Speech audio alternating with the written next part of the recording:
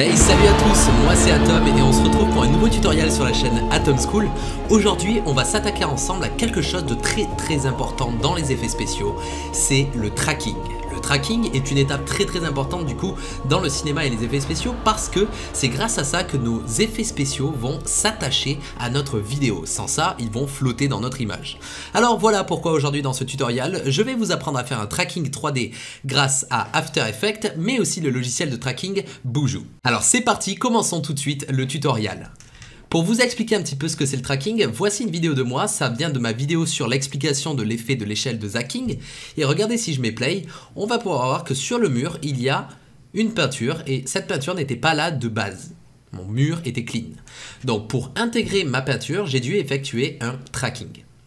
Alors c'est parti, tout d'abord je vais vous expliquer un petit peu le tracking sur After Effects. Du coup, là, on est sur After Effects et on va aller prendre un effet qui s'appelle 3D Motion Tracking ou quelque chose comme ça. Je vais vous le redire, c'est dans Effets, Perspective. J'ai beaucoup trop de plugins, c'est n'importe quoi. Et là, en anglais, c'est voilà, 3D Camera Tracker. Donc ça, c'est en anglais, mais en français, c'est suivi de la caméra 3D, quelque chose comme cela.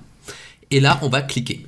Et là, ça va faire une analyse du background. Donc, après, je vais mettre sur pause, mais là, je vais vous expliquer un petit peu les choses importantes à faire quand vous faites une vidéo avec du tracking. Parce que dans la vidéo, il y a un facteur, surtout sur vos caméras, et ce facteur, ce paramètre, on va dire, c'est la vitesse d'obturation. La vitesse d'obturation, c'est quoi? C'est en gros, quand tu prends une vidéo, il y a un petit clapet dans ta caméra qui va aller vite comme ça, et il va se fermer. Il va se fermer pour capturer une frame, une image. Et c'est en gros en se fermant et en s'ouvrant que ça va capturer donc une séquence d'images et donc former une vidéo. Et la vitesse d'obturation, en gros, ça va être ça. Ça va être la vitesse à laquelle ce clapet va se fermer. Tu te rappelles, quand j'avais fait une vidéo sur le light painting, on se rappelle que on avait mis une vitesse d'obtus assez longue. Comme ça, le capteur laissait longtemps ouvert, restait longtemps ouvert, pardon, je bégaye, il fait chaud, je perds la tête. Et en gros, quand ça s'ouvre, eh bien, ça va laisser rentrer de la lumière et ça va créer ces traînées. On appelle ça du coup du flou de mouvement. Et dans le tracking, on veut éviter ça absolument. Voilà pourquoi on va mettre une vitesse d'obturation ultra rapide. Donc, ultra rapide, tout est relatif, c'est en fonction aussi des conditions du soleil, etc. Moi, dans ce cas-là, nous, on a fermé, on a mis la vitesse d'obturation à fond pour gagner, en fait, pour perdre, en fait, de la luminosité parce que le capteur a été beaucoup trop cramé parce qu'il y avait du soleil de ouf. Donc, voilà, pensez à ça, mettez une vitesse d'obturation rapide pour avoir le moins de flou de mouvement possible pour que le tracking soit faisable. Si vous avez beaucoup de flou de mouvement, vous êtes foutu. Bref, regardez, l'analyse du caméra tracker est terminée en fait parce que dès que tu appliques l'effet, il va se lancer, l'analyse va se faire. Et là, tu vois qu'il y a plein de petits points qui se sont créés. Ces points, c'est quoi en fait? Ce sont les points intéressants, les points qu'il arrive à capter à certains endroits et qu'il ne bouge plus. En fait, ça va être des points de repère dans ton espace. Et là, quand tu vois, tu passes la souris et ça va créer une sorte de cible. Et cette cible, en fait, ça va littéralement être une triangulation entre 3 points. Là, tu vois que ça fait 1, 2, 3. Bim. Et ça, en fait, cette triangulation va être une zone. Donc, imaginons, nous, on veut incruster du coup notre tag, notre graffiti. Donc c'est pas vraiment un graffiti, c'est du street art. Bref. Du coup là sur le mur, si je passe, on peut voir que la cible est maintenant tournée face à nous.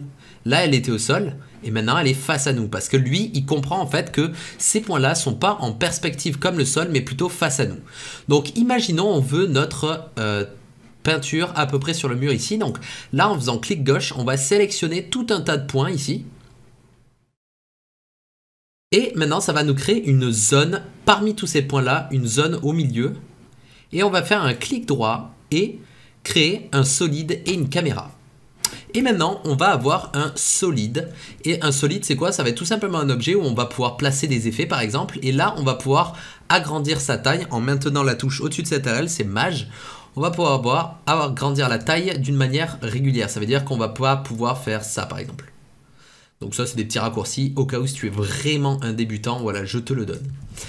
Maintenant, là, on veut donc ça, ce solide, ça sert juste à avoir en fait des informations de position et d'orientation.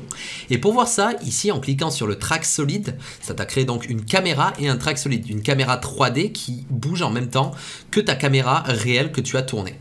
Donc là, sur le track solide, pour voir les paramètres, tu as tout simplement à appuyer sur P comme position et S comme scale, comme échelle. Et là, tu vas avoir donc ta position et ton échelle. Et aussi, tu peux faire R pour avoir ton orientation. Donc, c'est rotation, donc orientation R. Donc, PSR, ce sont les raccourcis pour avoir tous ces paramètres-là qui sont relativement importants. Et maintenant, on va aller importer notre peinture. Donc là, on va la prendre et la mettre dans notre vidéo. Et pour t'illustrer à peu près ce que fait le tracking, regarde, si je prends ma peinture et que je bouge dans l'image, on peut voir que du coup, elle reste fixe et c'est normal. Elle n'est pas en fait traquée dans la vidéo. Et pour faire ça, tout simplement, tu vas aller ici dans le paramètre 3D et tu vas l'activer. Là, il disparaît, mais n'aie pas peur, ce n'est pas grave. Tu vas aller copier les positions et l'orientation en faisant clic gauche sur position et ensuite CTRL pour faire une copie multiple. Voilà, et ensuite tu vas faire CTRL-C et faire CTRL-V sur ça. Et là, on peut voir que maintenant la peinture est exactement à l'endroit où se trouve notre track solide. Donc maintenant, on va masquer notre track solide ici sur le petit œil. Et là, on va aller augmenter la taille de notre peinture pour avoir quelque chose qui nous intéresse. Par exemple, là. On va faire bouger ça. Et maintenant, je vais vous expliquer un petit peu comment faire une incrustation. Parce que maintenant, donc c'est posé. C'est bon, le tracking marche bien, c'est nickel. Mais maintenant, je vais vous donner un petit tip si toi aussi tu veux incruster une peinture, celle-ci. D'ailleurs, tous les fichiers que j'utilise ici sont fournis dans la description. Tu auras un petit lien WeTransfer. Donc, tu auras juste à les télécharger et à t'entraîner avec ça. Donc, si tu veux t'entraîner et que tu as After Effects ou Boujou, voilà. D'ailleurs, si tu veux me remercier, un petit pouce vers le haut, ça aidera au référencement de la vidéo et plusieurs personnes pourront donc apprendre à faire du tracking. Parfait. Allez, c'est parti. Désolé, j'arrête de vous faire chier, je parle trop. Je vais maintenant incruster ça. Donc là, on va partir sur un truc qui s'appelle les modes de fusion. Là, si je vais sur le layer et que je vais ici sur mode, il y aura le mode normal. Ça veut dire que c'est une superposition totalement normal de l'affiche sur ma vidéo. Donc maintenant, on va cliquer et là, bim, ça fait peur, il y en a plein. Et chaque mode de fusion a une fonctionnalité différente. Nous, on va utiliser le mode multiply. Et maintenant, tu vois que ça fait ça. Donc, multiply en français, je crois que c'est produit. Donc, tu cliques sur produit et là, ça va t'enlever tous les blancs. Et maintenant, si on passe en mode overlay, ça va enlever tous les noirs mais garder les blancs. Donc ça va servir à ça en fait, ça va faire des additions, des soustractions de certaines valeurs de couleur ou de luminosité. Donc ça sert à ça les modes de fusion. Nous on va passer en mode multiply et là on peut voir déjà qu'on a un petit souci. C'est qu'ici en fait notre blanc n'était pas réellement 100% blanc. Alors pour régler ce problème, on va créer un effet de level ou en français niveau. Et maintenant si on augmente cette valeur, on pourra voir que ça va faire un petit problème. Ça va éclaircir en fait notre vidéo de derrière. Pourquoi? Tout simplement parce que je travaille en 32 bits par couche. Et ça en fait, les bits par couche, c'est en gros, vraiment en gros, les informations de couleur qu'il va y avoir dans ta vidéo. Donc plus tu vas monter en bits, le 32 bits c'est le maximum sur After Effects, plus tu vas avoir des dégradés plus linéaires, plus smooth en fait, plus lisses. Donc je te conseille tout le temps de travailler en 32 bits. Comment travailler en 32 bits? Tout simplement, tu appuies sur la touche Alt à côté de ta touche espace et tu vas appuyer. Là on est en 8. Là, tu vois que le problème est résolu, mais moi, je te conseille de bosser en 32 et je vais t'expliquer comment résoudre ce petit problème-là. Ici, tu vas cliquer sur ton layer et dans le niveau, ici, tu as Clip Out Black et Clip Output White. Et tu vas passer les deux en On. Et là, voilà, on a résolu notre problème, on ne voit plus de démarcation. Maintenant, c'est nickel. On a donc notre effet de peinture qui est, comme vous pouvez le voir, un peu trop gros. Donc, on va diminuer sa taille et le placer vers le bas. Donc là, tu vois, quand tu vas bouger dans les espaces 3D, parfois, tes axes, en fait, vont mettre du temps pour faire bouger une affiche. Alors, pour aller plus vite, tu sélectionnes l'angle que tu veux faire bouger qui est lent et tu maintiens la touche Maj. Et maintenant, bim, tu vas beaucoup plus vite et ça va être beaucoup mieux pour donc faire bouger ton affiche. Parfait, tu le fais bouger là où tu veux. Nickel. Et donc maintenant, on a incrusté notre affiche et tu connais maintenant les b.a.-ba du tracking dans After Effects. Avant de nous quitter et d'aller sur, avant de quitter Adobe After Effects et d'aller sur Boujou, je vais t'expliquer comment un petit peu améliorer la qualité de ton tracking. Et c'est tout simple, ça va être vraiment tout simple. Ici, dans l'effet que tu as mis, Camera Tracker, tu vas avoir l'option Advanced. Et là, tu vas pouvoir avoir l'option Detail Analyse. Donc désolé, mon anglais est approximatif, Detailed Analyse. Et en français, ça doit être analyse détaillée. Et tu cliques sur ça et lui, il va te refaire une analyse. Donc tout ça, tu le fais avant d'avoir créé donc, ton objet nul et ton 3D Camera Tracker. Tu le fais avant. Et lui, l'analyse va durer un tout petit peu plus longtemps, mais ton tracking va être de meilleure qualité. Voilà, donc j'espère que c'est assez clair. Si tu as des questions, pose-les dans les commentaires, mais ce n'est pas la fin du tuto. On va passer maintenant à Boujou. Et quand même, si tu as des questions sur la partie After Effects, pose-les dans les commentaires. Je vais essayer d'y répondre. Et au pire, s'il y a des gens qui savent les réponses, regardez dans les commentaires. Entraînez-vous, cette chaîne, elle est faite pour ça.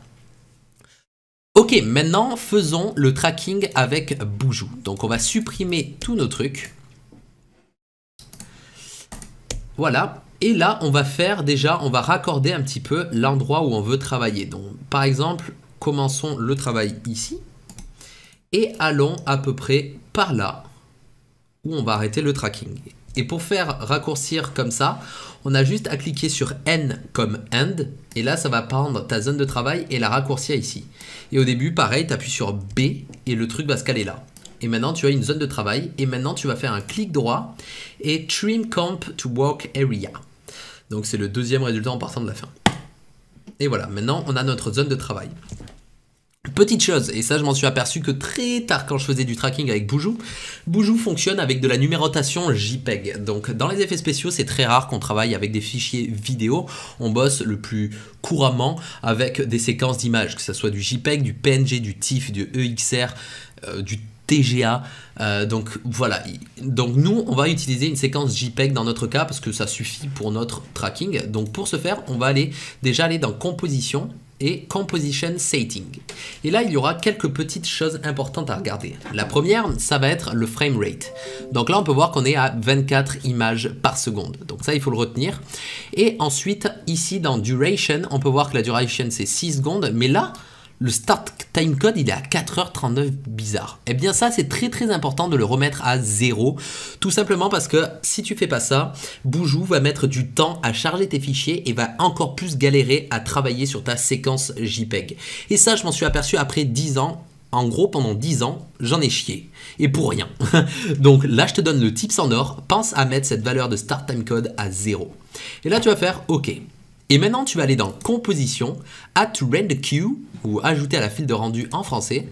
Et tu vas aller ici dans Output Module, mettre une JPEG Sequence. Et dans les Format Options, tu vas avoir une fenêtre qui va s'ouvrir et tu mets la qualité maximale. Ensuite, tu appuies sur OK. Et là, tu vas aller charger, donc tu vas créer un dossier, donc on va l'appeler Plate. Et on va faire Render. Et maintenant, il faut juste attendre que le rendu se fasse pour qu'ensuite on puisse ouvrir le logiciel Boujou.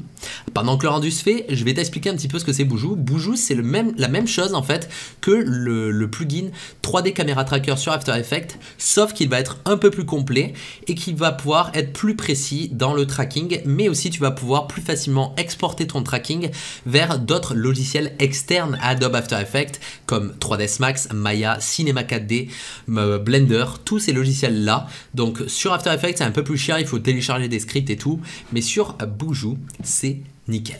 Donc là on va ouvrir Boujou, Boujou qui est un logiciel payant, encore une fois, After Effects pareil pour des gens qui se demandent.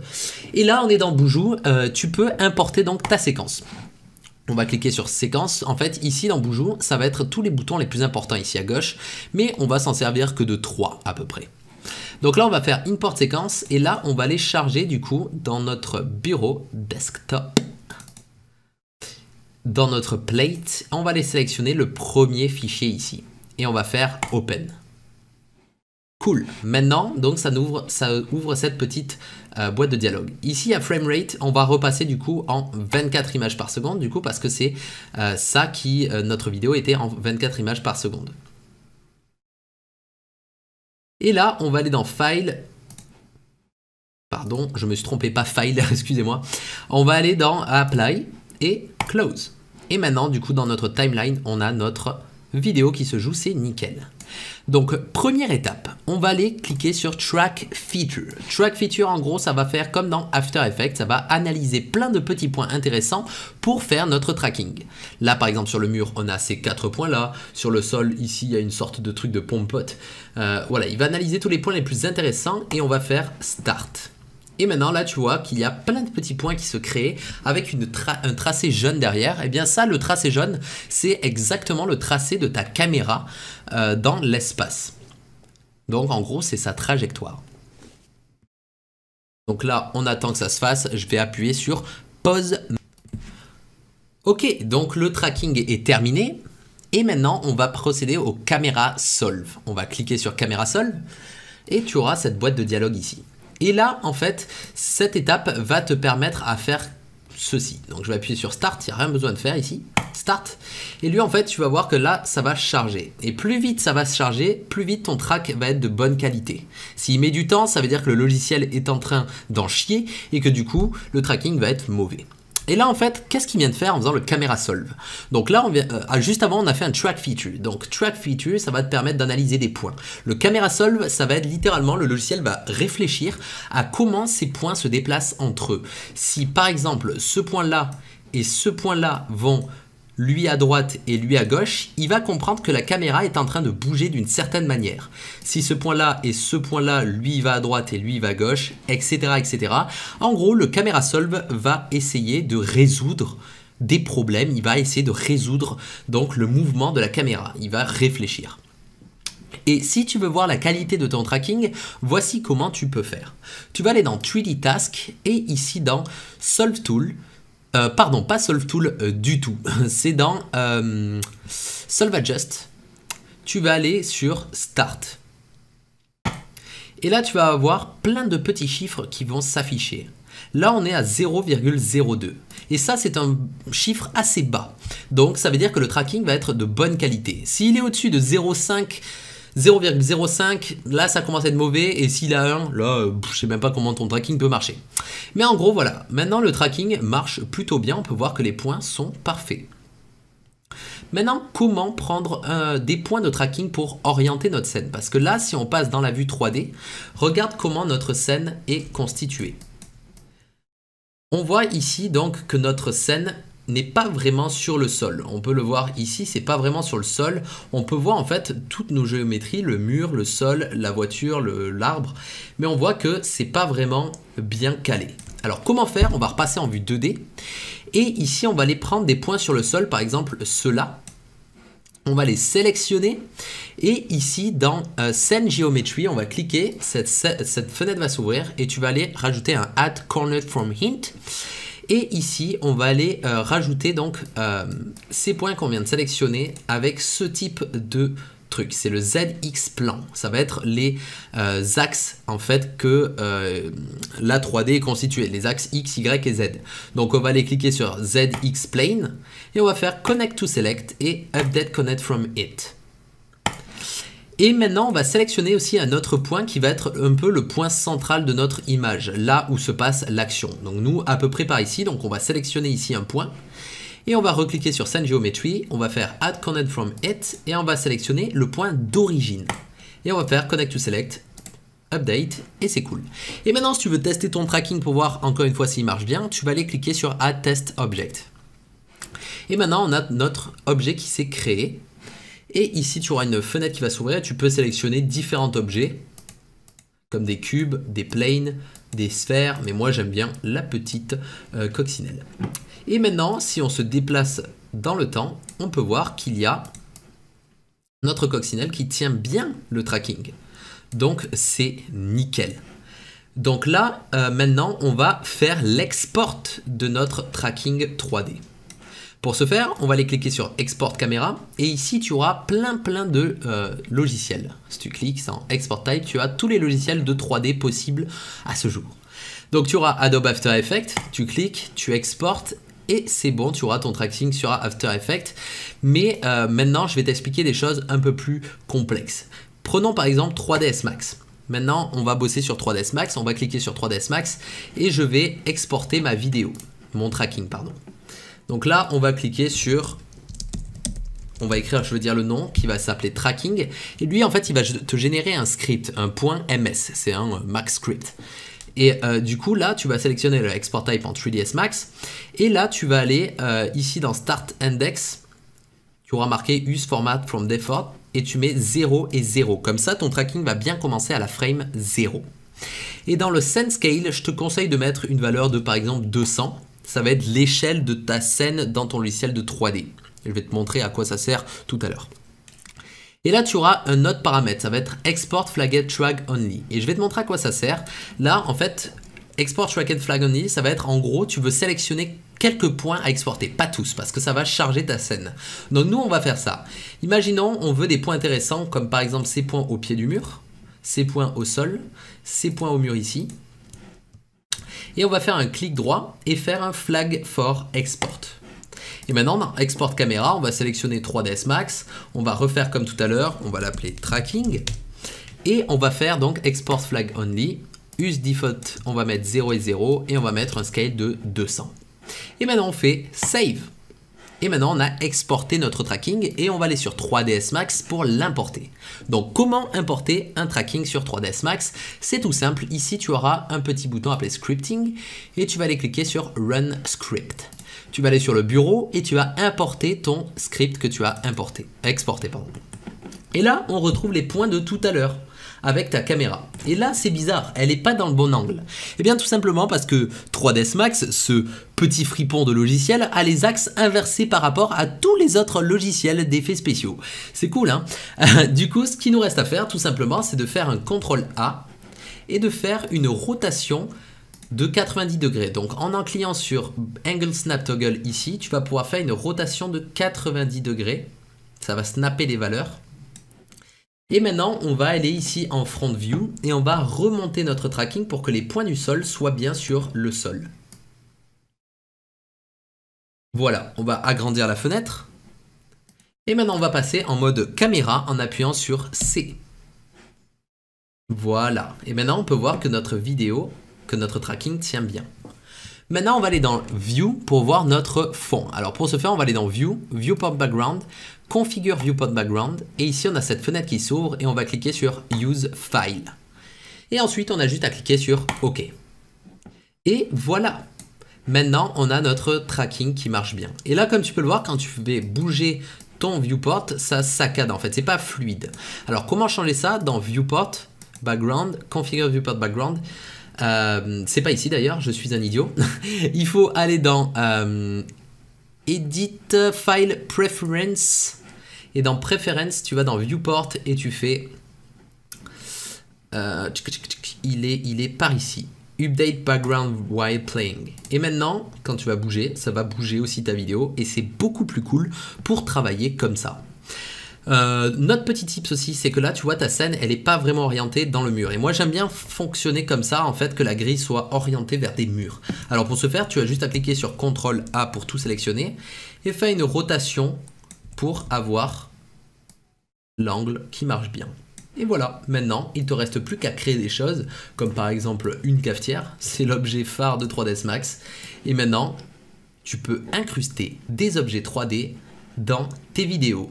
Voilà, donc c'était les deux notions de tracking pour Adobe After Effects et Boujou. J'espère que tu auras chopé des petits tips, chopé des petites techniques, surtout si tu t'y connaissais déjà. Peut-être que en cliquant sur 2-3 endroits, tu t'es dit « Ah, je connaissais pas ». Donc j'espère que les débutants, vous avez tout compris et au pire, vous repassez le tuto, vous appuyez sur pause, vous regardez où je clique. Bon, expérimenter les effets spéciaux, c'est ça, mais j'espère que j'ai été assez clair en si peu de temps. J'espère donc que ce tutoriel vous a plu, n'hésitez pas à le partager pour transmettre des connaissances autour de vous. Faites du sale, faites des effets spéciaux, amusez-vous, prenez une caméra, sortez, faites des trucs, amusez-vous. C'était Atom, on se retrouve très prochainement pour une nouvelle vidéo. Ciao!